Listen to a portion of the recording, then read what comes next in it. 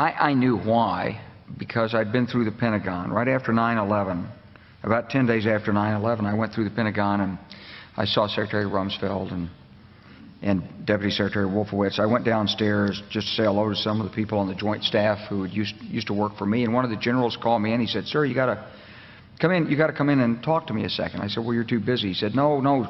He says, "We've made the decision. We're going to war with Iraq." This was on or about the 20th of September. I said, "We're going to war with Iraq. Why?" He said, "I don't know." He said, "I guess they don't know what else to do." So I said, "Well, did they find some information connecting Saddam to Al-Qaeda?" He said, No. He says, "There's nothing new that way. They just made the decision to go to war with Iraq."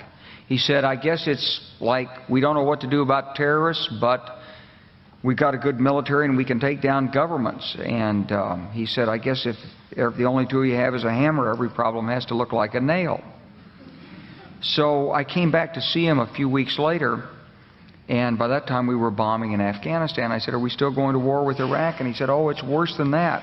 He said, he reached over on his desk, he picked up a piece of paper, and he said, I just got this down from upstairs," meaning the Secretary of Defense's office today, and he said, "This is a memo that describes how we're going to take out 7 countries in 5 years, starting with Iraq and then Syria, Lebanon, Libya, Somalia, Sudan, and finishing off Iran." I said, "Is it classified?" He said, "Yes, sir." I said, "Well, don't show it to me." And I saw him a year or so ago, and I said, "You remember that?" He said, "Sir, I didn't show you that memo. I didn't show it to you."